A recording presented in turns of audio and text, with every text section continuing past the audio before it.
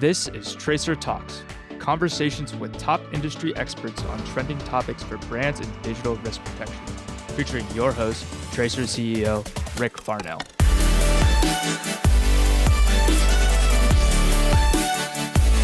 Hi, everyone.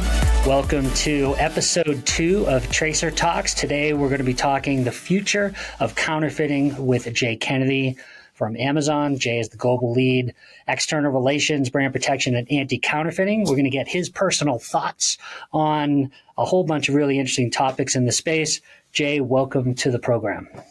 Thanks, Rick. Really happy to be here and happy to be number 2 on the slate. That's awesome. Jay, just to kick things off, why don't just give a little bit of background, your experience in the industry and just talk a little bit about that. I've been in this space for close to a decade now and got my start when I joined Michigan State University's Center for Anti-Counterfeiting and Product Protection once I finished up grad school. I joined the faculty at Michigan State, was hired on at the center, and got really great exposure into understanding how this problem affects brands, customers, law enforcement, retailers, and transition that over to my current role at Amazon, where, as you mentioned, I lead external engagement in the anti-counterfeiting space. So let's get things rolling. What does kind of a question you could take in many directions, but what does brand protection mean to you? Well, that's a great question. One of the things that came to mind was the very first thought that I had when I went to my first IACC conference. And that was, holy crap, like competitors are in the room working together to solve this problem. And so when I think about brand protection, I think about all of the stakeholders in the room coming together to ensure that customers are protected from the criminals that would look to leverage a brand's intellectual property to all at the end of the day make a buck and really not care what goes into a product. And how those consumers might be affected. And brand protection is like the superhero. It's all those people in the room wearing the cape, making sure there's a wall preventing those bad products from getting to consumers. And so either way you slice or dice it, in some way or another, everybody in that room is wearing a cape and trying to do their job to make sure that happens. I got to say, that is a really positive thought. And I, too, I'm a year and a half, maybe a little bit longer, into the brand protection industry. I've been in the cyber industry and the tech world for a long, long time, but I am just absolutely amazed and thrilled at the same time how the normal competitors, but also partners really do work together. And it is not, we work together. There is technology alignment, there's strategic alignment, there's communications, there's calls, there's just a heavy focus on working together to try to stay, a couple steps ahead from these networks that are out there trying to infringe on brands and do harm to consumers. So I think it's a great thought. To go along with that, and I agree with you 100%. And I think one of the things that drives that is that everybody understands that this is not like a me problem. It's not a you problem. But it's a consumer's problem. All this stuff rolls downhill and ultimately can impact consumers, whether they buy from me or from you. And there's a general social good where people say, we don't want this happening. We are going to do what we can to try and stop this problem. Now, it's been around for 4 millennia, right? It's probably not going anywhere anytime soon in terms of completely eliminating it. But there's a lot of things that the industry is working on to mitigate that risk and drive that to zero as quickly as possible. Yeah, I feel really great that I can finally explain to my parents what I do in the tech world. It's amazing, and I agree with you. I think that with the advent of a lot of technology that's out there in the hands of folks trying to do harm and phish and sell fake product and black market product, et cetera, I think that this industry is really exploding. In many layers, and it's up to us, between kind of platforms and brand protection providers to really step in and protect brands the best that we can. So let's have a little bit of fun with this one. What do you think is the biggest difference in brand protection from when you first started 10 years ago to today?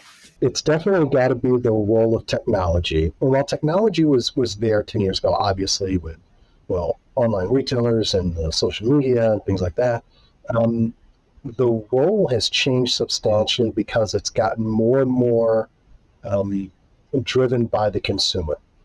And so a couple of years ago, the AAFA wrote a paper called Dupe Influencers. I wrote a paper within the center that talked about what we call the socio-technical evolution of counterfeiting. In essence, we see this mix-up or this weird thing happening, and it's happening in other spaces, but we started seeing in brand protection, where technology and the growth of technology and the adoption of technology was actually affecting the way in which people acted, thought, and behaved when it comes to counterfeit products. Right? There's been a ton of work, obviously, that looks at which social media, news influence, online stuff affects how people feel about certain social and political issues. When it comes down to buying goods and actually like openly saying, like, I'm okay with buying a counterfeit product, and it changing perceptions and rationalizations around that, I think that's one of the biggest differences, because it leverages technology that the bad guys use and the technology that the good guys use to try and stop the bad guys. And what's going back and forth is that socialization component that consumers are driving.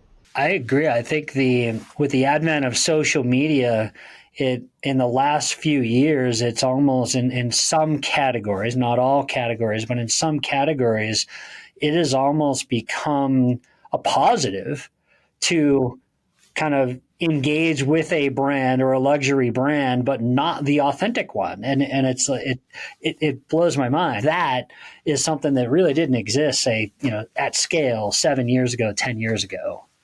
Yeah, I'm in the same boat. And you think about the prevalence of consumers who are aficionados around counterfeits.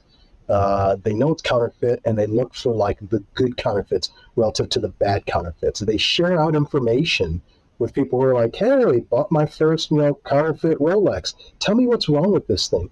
Well, before they ship it to you, they should be sending you pictures, and you need to look for this, and look for this, and look for this. Like, oh, okay, great, yeah, now I know. And I had one custom order that had this feature and pulled in this feature, and also fixed this one quirk that was wrong with the original, so it's a better model.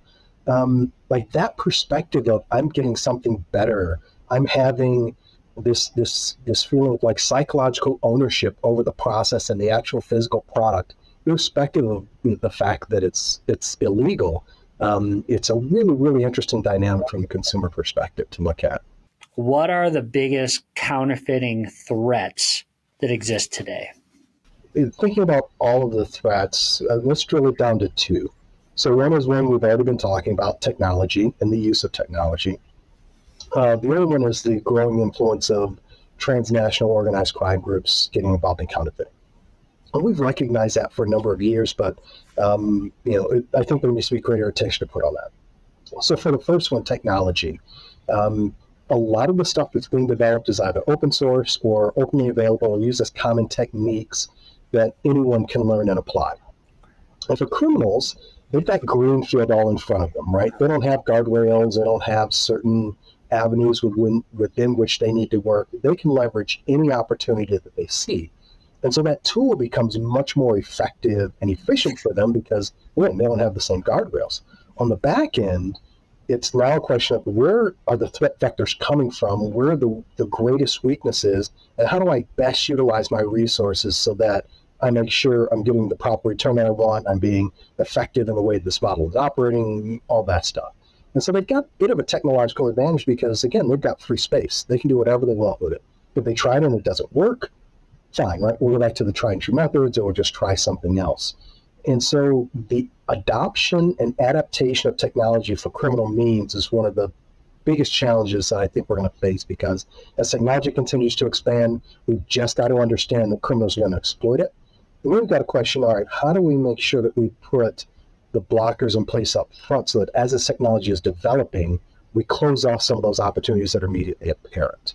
So the second one is, it's one that everybody, that a lot of people have recognized, and that is just the involvement of criminal gangs and criminal groups. They're using counterfeiting as a way to avoid some of the more risky types of crimes, but also engage in much more profitable activity, and without giving counterfeiting due concern through the legal systems of the various jurisdictions that handle it. those criminal groups are going to continue to exploit it. Kind of the combination of the two that you mentioned, technology and the organization, those two coming together. Every single day that goes by, there's better and better technology, in the hands of these nefarious groups trying to push fake product, counterfeit product, et cetera.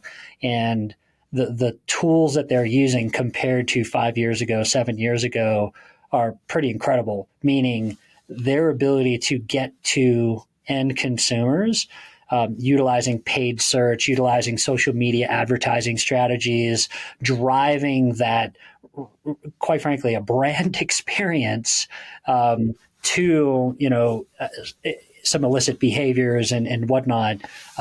That's, for me, as I look at how Tracer kind of steps in on behalf of some of our customers and works with folks like yourself, those are the things that we're really trying to dismantle, is the ability for them to get to scale to hundreds and thousands of people rather than just dozens. So. Yeah, and that's a great point to bring up, is in the age of social influencers, or even just individuals who have a YouTube or an Instagram or a TikTok channel, they, whether the brands want them to or not, can act as the face of a brand to the population that they're able to reach.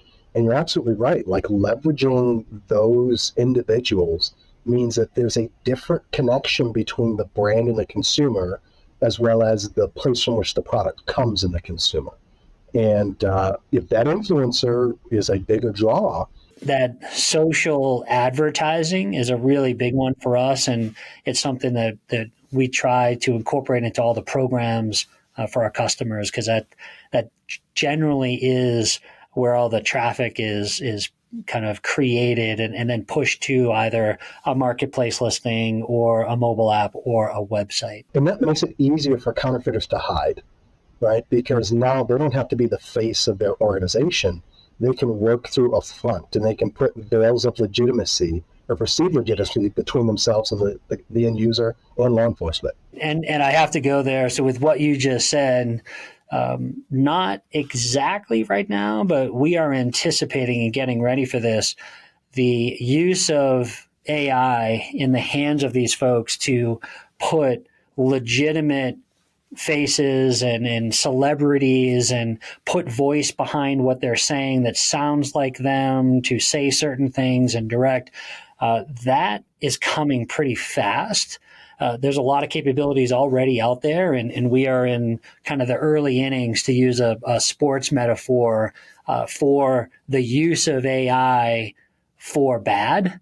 And we're trying to get ahead of that. It's no small feat, but exactly what you said. I think the ability to utilize personalities and celebrities and sports figures to make it seem like they're really standing behind something, and then to try to drive illicit behavior off that. Put it in the hands of consumers, or it falls to the hands of consumers many times, to try and figure out the legitimate from the illegitimate. And I mean, most consumers just aren't equipped to be able to do that. So next question, and this is one in which is really, really important. So as you think about throughout your years of experience and working with brands and platforms, how do you think programs can best demonstrate the return on investment of what they're putting into protecting their brand? And I'll kind of set this question up even a little bit more for you. In our business at Tracer, over 60% of our new customers that we've signed up just this calendar year have never had brand protection before. So they're coming in new. So anyway, so with that as a backdrop, Jay, if you don't mind expanding, how can companies kind of think about demonstrating that return on investment? Yeah, this is the age-old question, right? If there were a question written on a scroll 4,000 years ago about how do we show brand protection ROI? That's going to be the eternal question. But it can be individualized to each company. But here's some that I think that are important. One, it may be very straightforward. If you have limited competition in a market or for your product, And you start seeing some type of correlation between your brand protection activities, whether it's filing C&Ds, doing takedowns, doing investigations and raids, suing people, criminal action. If you see some type of correlation between that and an uptick in your sales without an attendant increase in your selling, marketing, whatever activities, right? I think it's pretty easy to put away the extraneous variables and say that there's a relationship. We've taken the bad actors out, and the consumers who are looking for our product are actually able to find them because they're not being inundated with the counterfeits. Now, you have to be looking at the right data to be able to parse that out, but those data are there. And so it's just, I think, a matter of doing it. The other one I think that's really important, and I think it might be more important for smaller businesses or small and medium-sized businesses, is, look at what happens once you've initiated an action against a counterfeiter. So if you give data or information about something that's going on that's counterfeit, and it's outside of a territory in which you currently operate, right? Yes, you take the counterfeiters down, but you need to ask the question, what's that saying about our marketability in that market? Right? Customers buy these products because they want, not because they want a counterfeit, but because they want your legitimate good. And so the counterfeiting that's going on may actually be saying something about the opportunity that exists in the market. Maybe that's a place to lean in and say, all right, we took care of the bad guys. Now we're going to bad fill that back stuff with our legitimate product, and we're going to build our brand equity that way. That's one way to grow your market share. The third thing that I would think of when you're talking about ROI from this is look at your returns and your customer complaints either through your own sites or through social media. What is happening to the sentiment and the perception of consumers that are either regular customers or even new customers? And information that may be captured by your marketing team that doesn't filter into the brand protection team or the legal team. The informational silos may be holding essential data that can help you tell the story of why this is impactful, because the qualitative data, the anecdotes, the feedback from consumers may change substantively in such a way to say, look, this thing had a real impact because our consumers are happier. Right? We're getting fewer and fewer complaints. We're seeing fewer returns that are tied to products that are either failing early or not our own product or what have you. 3 fantastic examples. Thanks, Jade. Okay, so next question, in specifically trademark and counterfeit. What do you think are the most problematic issues facing detection? We'll stay with detection first. So just what are the tough issues facing the detection of trademark and counterfeit issues? The counterfeiters are getting really good at hiring their activities and building fan bases. And this is with certain products, right? So I don't want to say it's across the board, but with certain products. So we'll go back to the social media things we talked about earlier. As a counterfeiter, if I can work through an influencer and build up a base of consumers through that influencer, I don't need to go onto a marketplace or to go into a retail shop and set up my gear and risk being exposed to all the brand protection tools that are out there, all the brand protection services companies that are out there looking for products for a specific brand name or a trademark or a pattern, what have you. I can put up a generic product and let all those people know, hey, if you go here and buy this generic purse, you're actually going to get this. And so that separation between what's actually displayed in terms of the types of things that the brand protection community looks for and what the consumer actually gets, those backdoor transactions are some of the most difficult things to tease apart.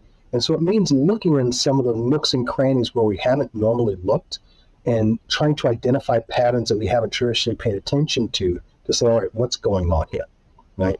The other thing that's really, really tough, and this ties to the technology piece, is obfuscation, right? So just in general, presenting either the information or the pictures in a way that uses the leading edges of technology to make it difficult for existing technology to identify what's going on. Staying ahead of the curve, like that's probably the two most difficult things I see with detection there. On that last one, at least for us at Tracer, we've put a significant amount of R&D effort investment into our own kind of image recognition, and it's not a small problem, and it's only getting more and more complex out there. So it's two really good examples.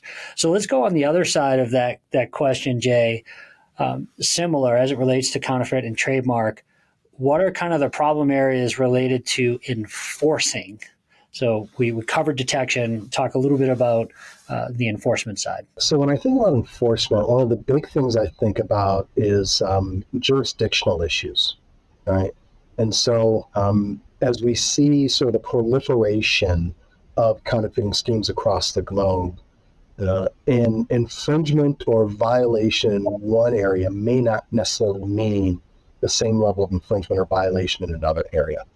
And we always kind of have to ask ourselves a question: do developing world nations that have a ton of other issues to deal with really have the bandwidth to pay attention to these issues? Counterfeiters know that, the bad actors know that, and without the ability to engage those law enforcement, those enforcement actors to get them on board, you're just not going to get it. I mean, we see that same issue here in the U.S., where at the federal level and even at the state level, like, there are thresholds. So if you bring a case to a federal law enforcement agency and say, hey, like, we've got this counterfeiting thing, it's putting this business out of business, and they say, well, it's only $20,000 worth of product. Well, yeah, but it's putting this business out of business. It may not be worth the federal government's time to do it. We're going to say, okay, let's go to the local level. Let's take it to local law enforcement.